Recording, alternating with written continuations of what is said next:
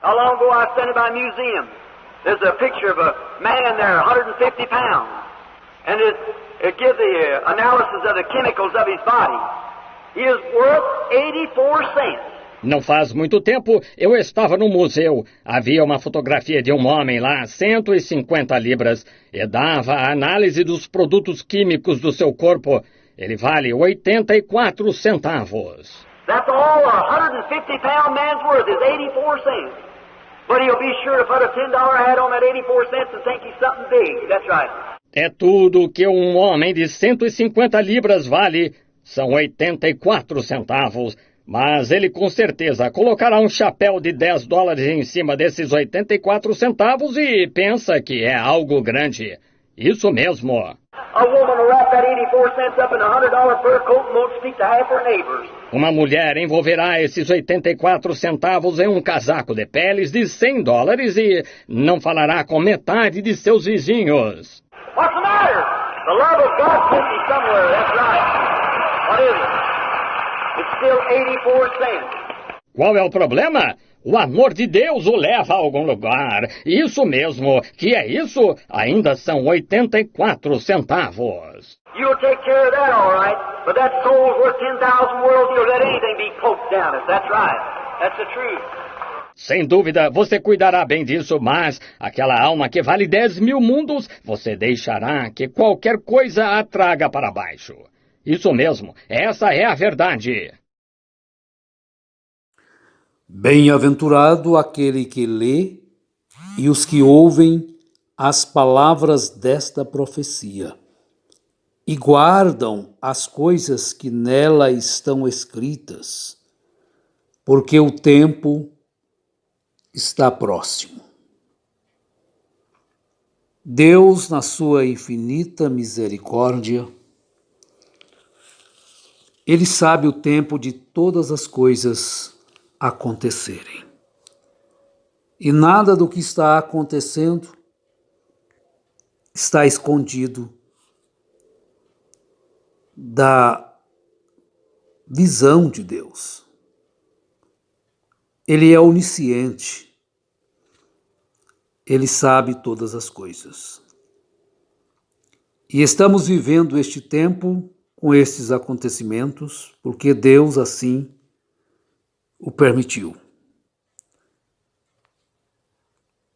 O apóstolo São Paulo, na segunda carta a Timóteo, capítulo 4,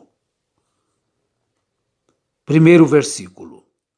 Conjuro-te, pois, diante de Deus e do Senhor Jesus Cristo, que há de julgar os vivos e os mortos na sua vinda e no seu reino, que pregues a palavra, instes a tempo e fora de tempo. Redarguas, repreendas, exortes com toda longanimidade e doutrina, porque virá tempo em que não sofrerão a sã doutrina, mas tendo comichão nos ouvidos, amontoarão para si doutores, conforme as suas próprias consciências, e desviarão os ouvidos da verdade. E desviarão os ouvidos da verdade. Existe só uma verdade, meus irmãos. Agora podem existir várias meias verdades, mas não existem duas verdades. Vocês podem fazer versões da verdade e fazer estudos e arrumarem doutores para fazerem versões das verdades, capacidades intelectuais, para desviar as pessoas da verdade também. Estão desviados da pura verdade e desviam muitas pessoas da verdade. Mas nós queremos trazer um pouquinho hoje sobre essa questão do tempo também. Deus, Ele sabe todas as coisas antes daquilo acontecer.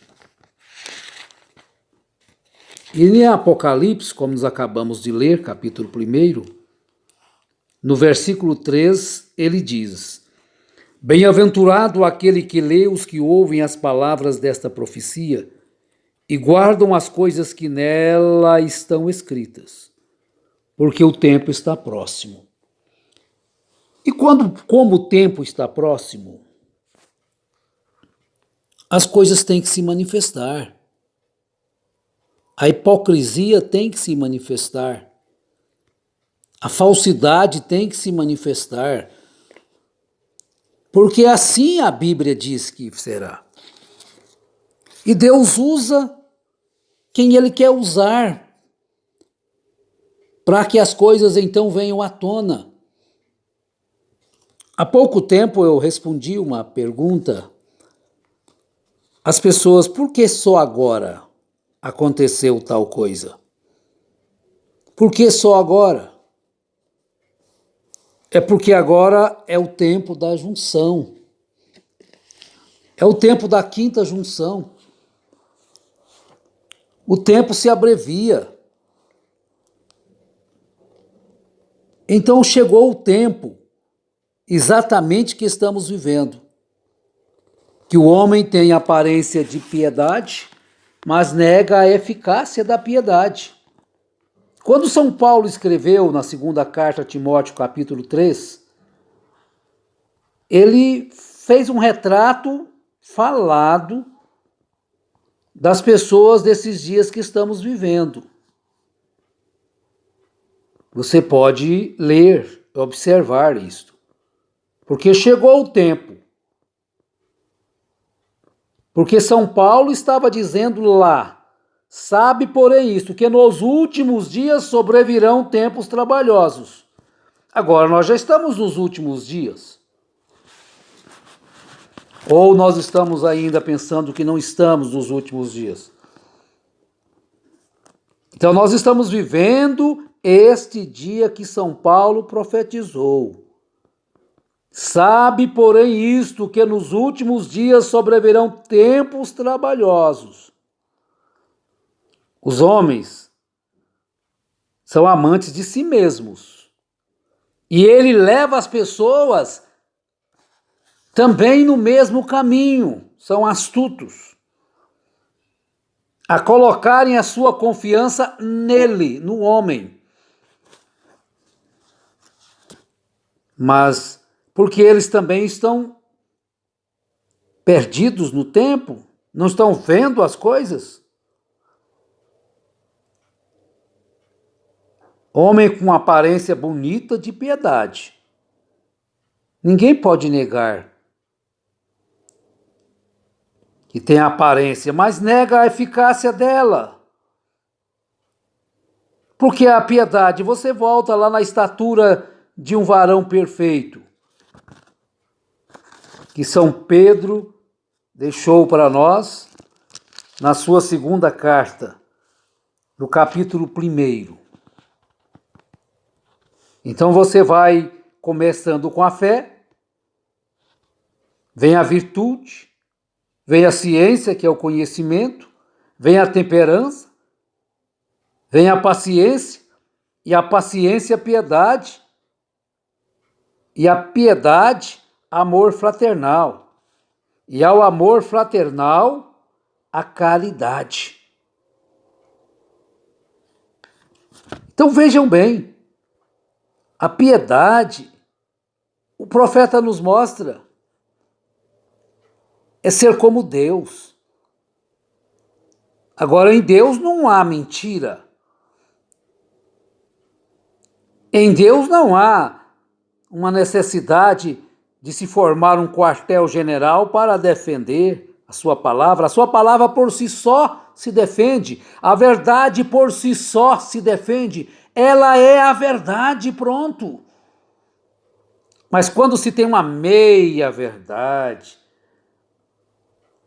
quando se tem 1% de verdade e 99% de falsidade, de mentira, então aí, aonde induz,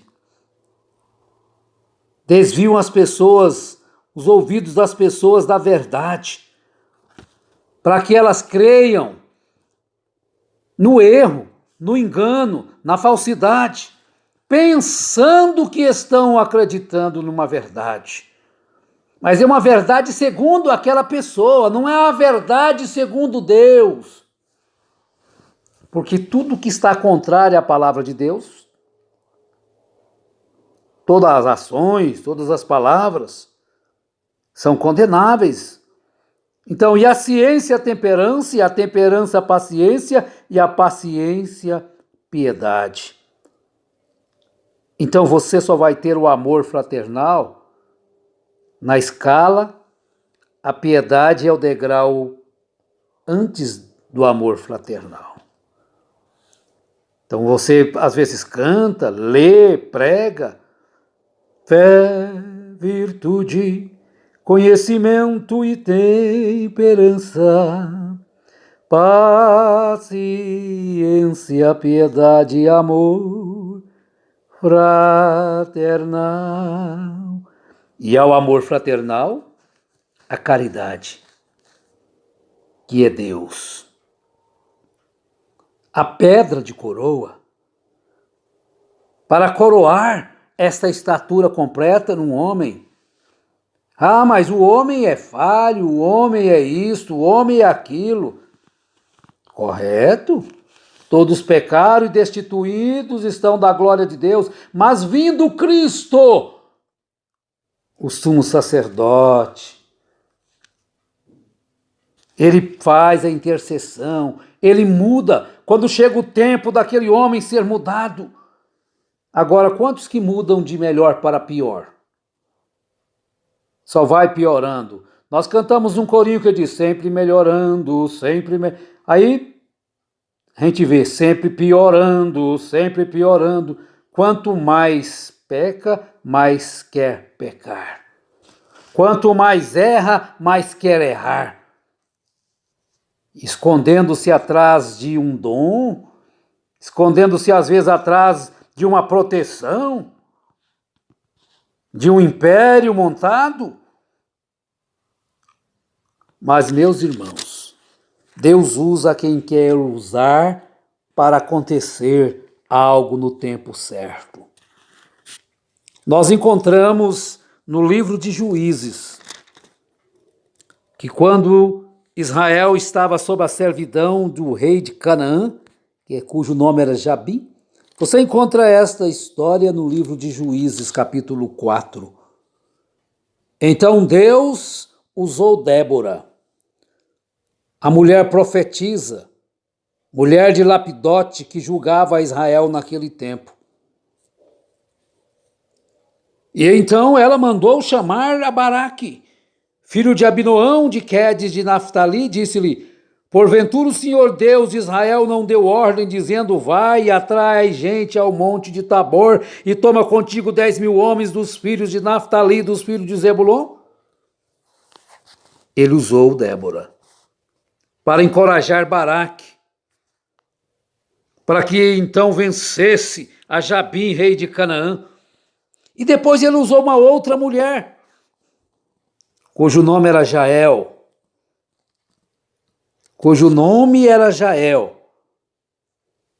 para matar a Císera.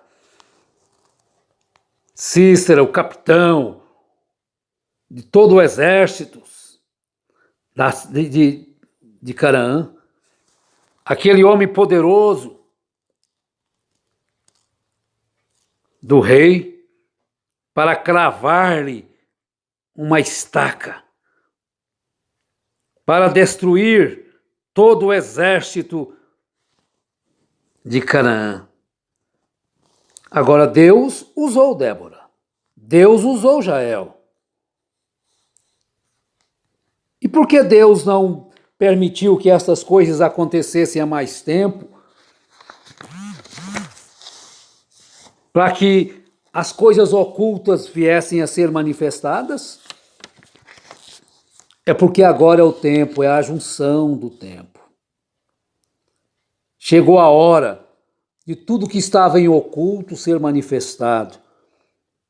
E se Deus teve que usar algumas mulheres que tiveram coragem coragem, muita coragem, para enfrentar as dificuldades que enfrentaram, para poder declarar, para poder falar tudo aquilo que estava escondido.